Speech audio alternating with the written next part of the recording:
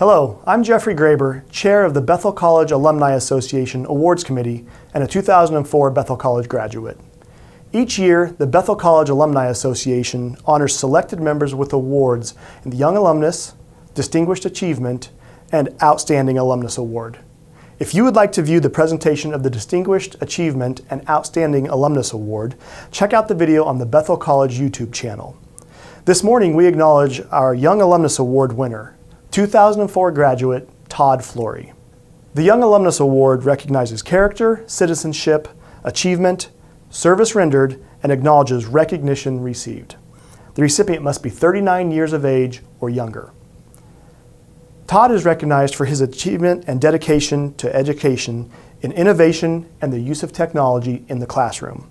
His notable achievements include being named a 2018 Kansas Master Teacher, serving as the 2018 president of the Kansas Association of Teachers of Mathematics. He was one of the first in the world Skype in the Classroom Master Teachers and serves as a Skype in the Classroom Mentor Teacher. Todd regularly speaks and gives workshops at state and national education conferences. Bethel College is proud of Todd and his accomplishments, and we are pleased to honor him. When I first met the 2020 Young Alumni Award winner, the year was 2002 and he was a sophomore at Bethel College. Already at this stage in his life as a student, he was quite accomplished in a variety of areas that made him stand out as a true student of the liberal arts.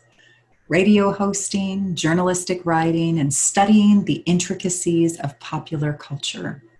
His senior seminar project focused on the persuasive techniques employed in BMW advertisements.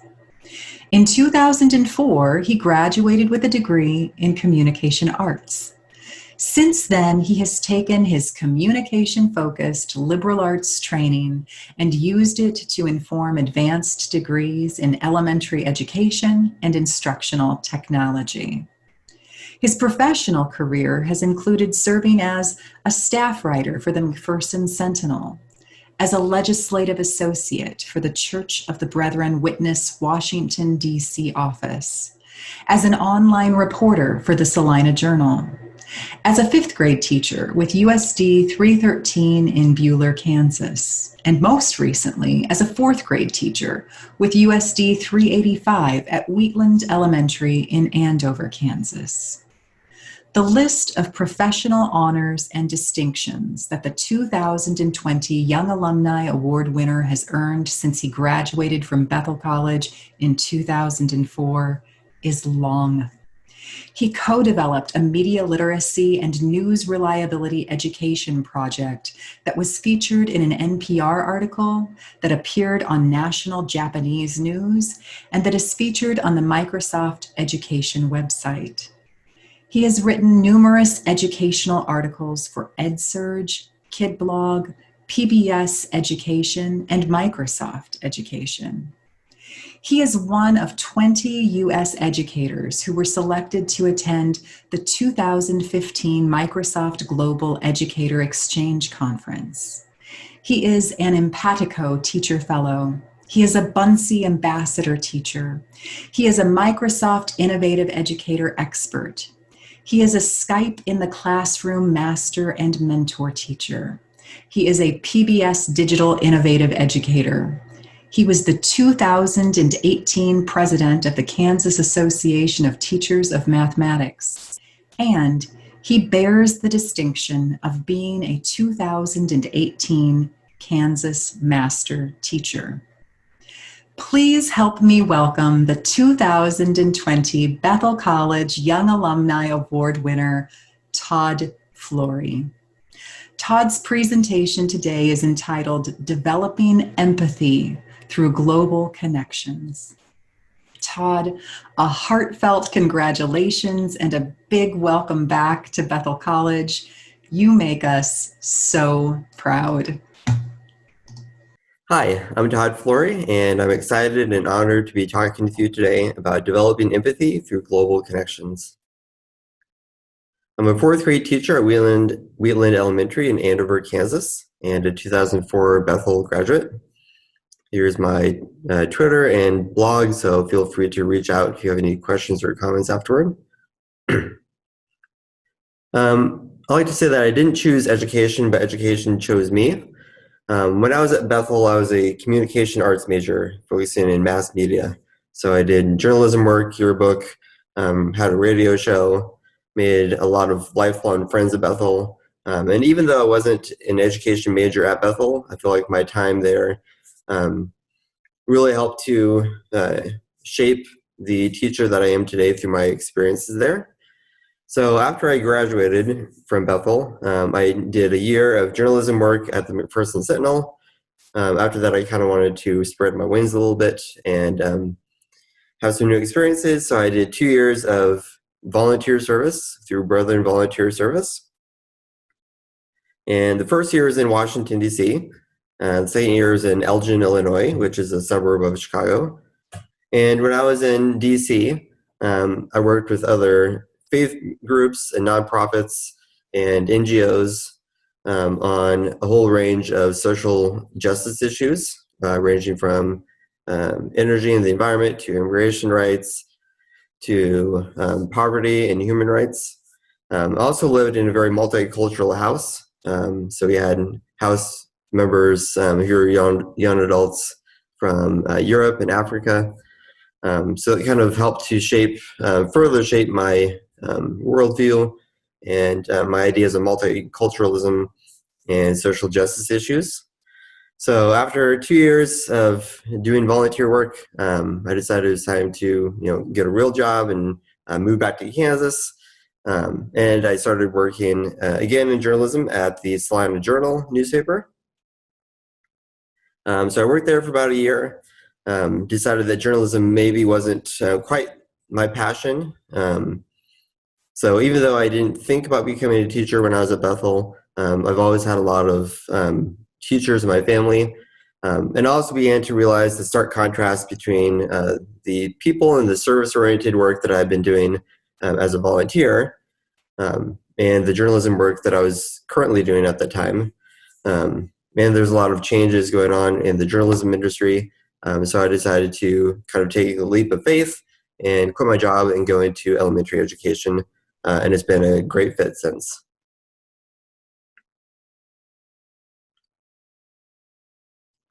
So why empathy in education?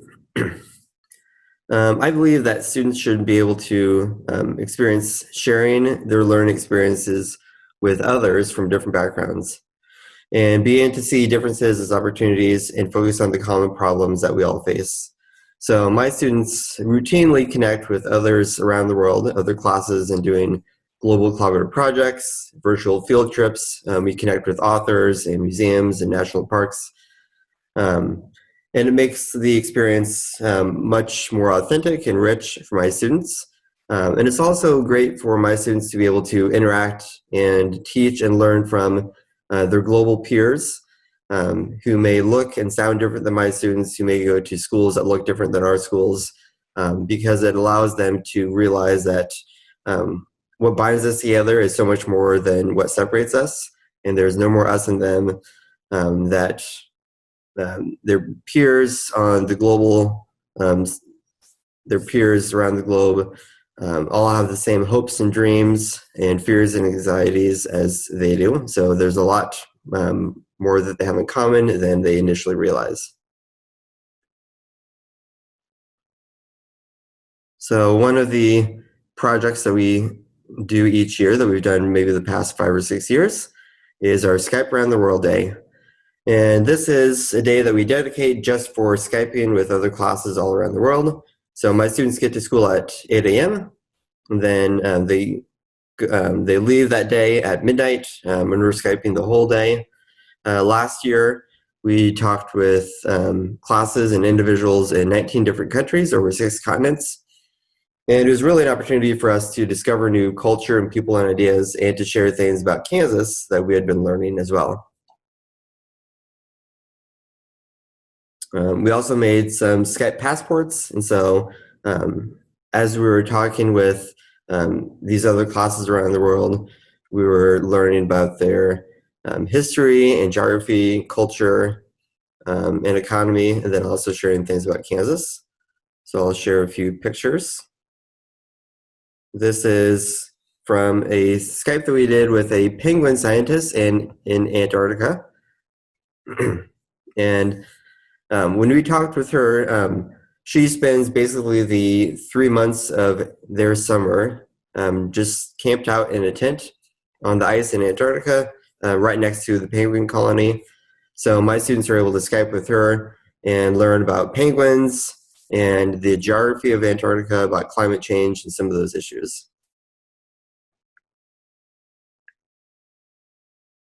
Some other pictures. This is from a class in Japan, and that's one of the classes that we routinely connect with, that we've connected with, I think, since our first Skype Around the World Day.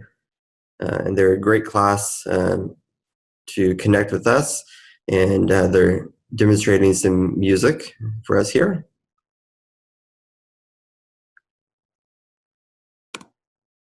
And demonstrating a traditional game. This is a teacher from Kenya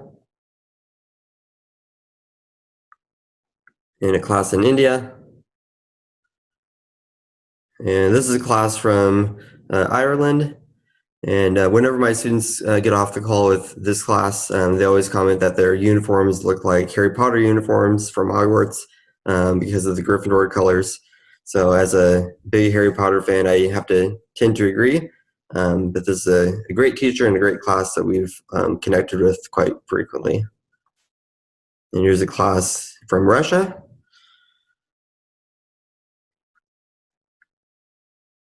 And here is a picture that shows all the different places that we had connected with on our Skype Around the World Day last year.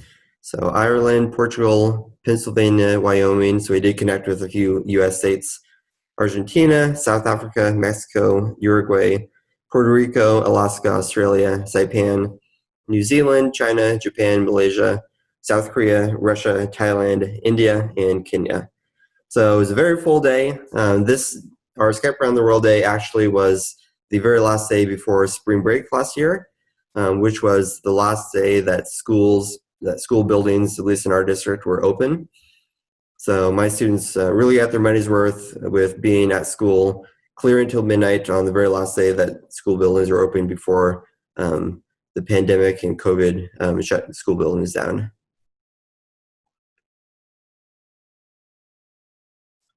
We also do some projects involving the United Nations Sustainable Development Goals. And specifically, we do a project called Genius Hour. So the UN Sustainable Development Goals are 17 goals that all of the countries in the United Nations are committed to solving. So they range from no poverty and zero hunger to quality education, gender equality, sustainable living, affordable clean energy, climate change, peace and justice. So my students, basically when we do our projects, they have 4 components. They come up with a research question. So they pick one of the goals that they're really drawn to, and they think of a question, they do research on that goal, and then they have to create something to share their knowledge. And also my students created an invention, just using cardboard, paper, Legos, and that sort of thing, that would show a way to theoretically kind of help address one of these goals. And then they presented their findings in front of the class and with any other partner classes that we may have been partnering with.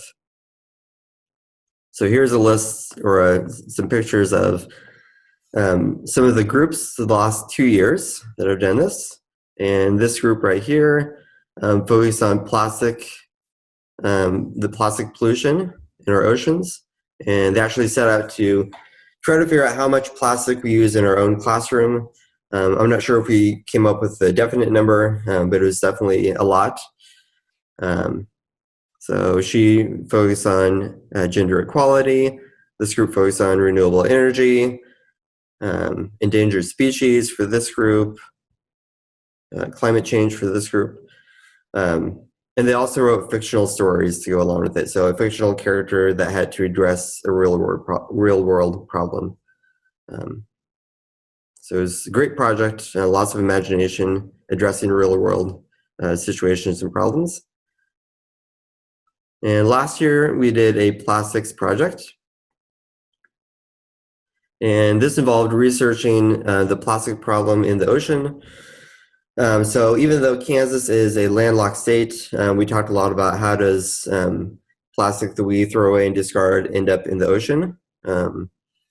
So we kind of researched that, even though we're not near an ocean, then we can still contribute to the problems, and we can also contribute to the solution. So this project started off with a Skype call to a sea turtle hospital in South Carolina. You see some pictures here.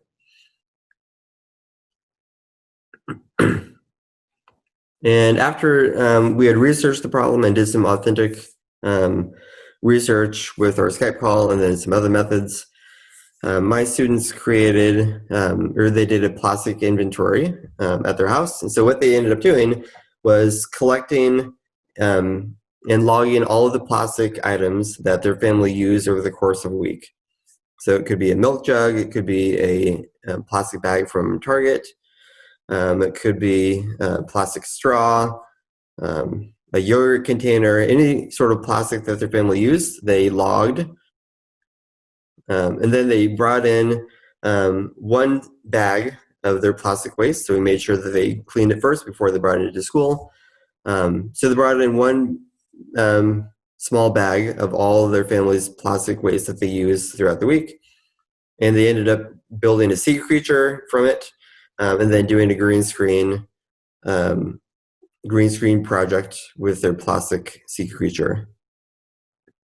And we also did some math and figured out, if an average student, if their family uses this many pieces of plastic in a week, multiply that by how many students we have in our class, multiply that by how many classes we have in our building, multiply that by how many schools are in the district, how many districts are in Kansas, and so forth. And pretty soon we're able to see the enormity of the amount of plastic that each person, each family uses. And it was really eye-opening for the students and for myself as well.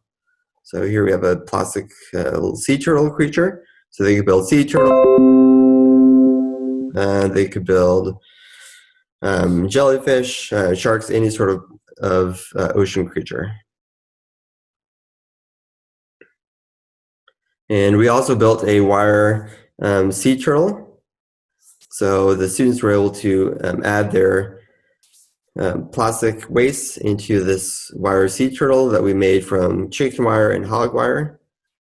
And there's the finished presentation. So it was really an art project as well as a conversation starter for other grades in the class, for other classes in the school. So this giant sea turtle stayed in the front of our school building. And so when other classes came by, it would spark their interest, and then my students were able to have conversations with them about the plastic pollution problem and ways that we could all help to solve it.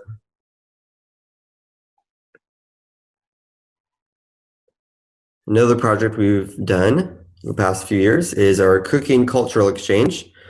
And this has to do with researching food and cultural significance in different countries.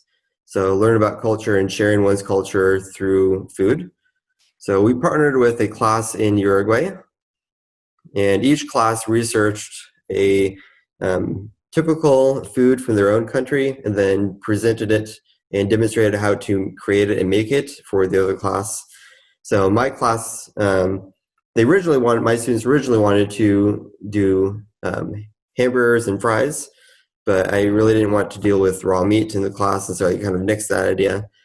We eventually settled on pumpkin pie. And here's some pictures of the Uruguayan class. So there's my class, and they're demonstrating some of the ingredients to the traditional Uruguayan dessert that they had created for us. So my students researched the history of pumpkin pie, made some inferences about why is it a traditional American dessert, and then we actually brought in some ingredients to demonstrate to the other class how to make it. So here's a student adding some pumpkin. And here's some students cracking eggs. And I'm pleased to say that no eggshells made it into the pie, so they did a great job there. And of course, mixing it in the bowl. So all of my students either shared a fact that we had researched or shared an ingredient on how to make it. And after we were done, we had some student volunteers who had made pumpkin pies at home the night before and brought those in, so we were able to have a treat at the end. And we also exchanged recipes. So both my class and the class in Uruguay went home with both classes' recipes. And so my students were able to make our pumpkin pie at home and the traditional Uruguayan dessert that the after-school cooking class in Uruguay had shared with us.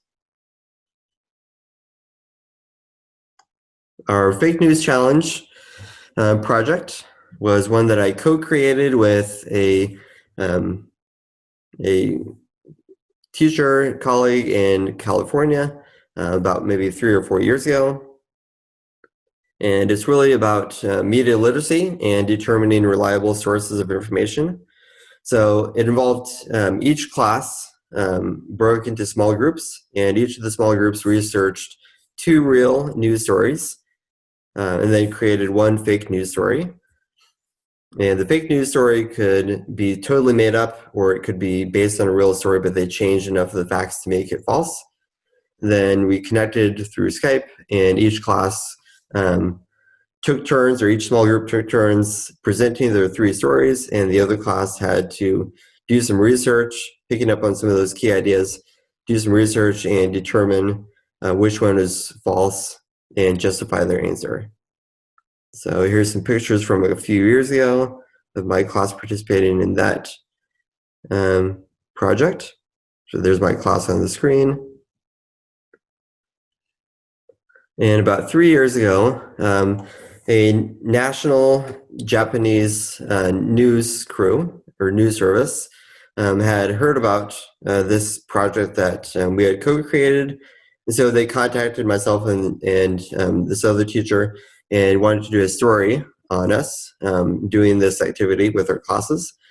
So the national news in Japan, their US bureau based in New York, they had a film crew fly out from New York to my class in Kansas and do a story for national news in Japan about this project that my class was doing with our partner class. And so here we have our students meeting the film crew and then holding the camera up. And it was a really neat experience for them to be able to say that they were on national news in Japan. And here is the news story that ran in Japan. I'll just play a few seconds of it to let you get the idea. 内容で、この中に一つだけフェイクニュースが混ざっています。なぜフェイクなのか、なぜ正しいと思うのか、リサーチした結果をグループで話し合ってください。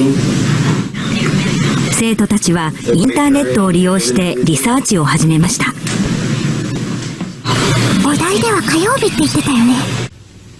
すると、ここに目撃されたのは月曜って書いてあるよ。So that's just a few seconds of it. I think our Japanese sounds pretty good, to be honest with you. But it was kind of a fun story for them to do. And another project that we have done in the past few years is a cultural coding challenge.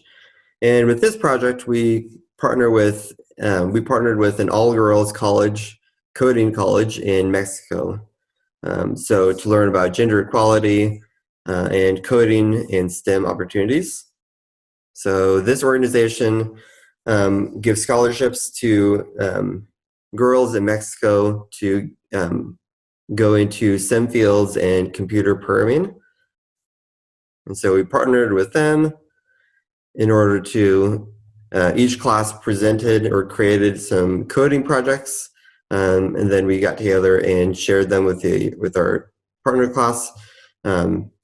So they shared some websites that they created, and here's their class. So they created some websites about Mexican culture and heritage. And there's a picture of one of their websites in Mexican history. And my students use a coding program called Scratch, which is sort of an elementary introductory coding program. And we use that to create some lessons on Kansas history and Kansas culture that we were able to share with them. So here we are presenting some of our coding projects with our partner class.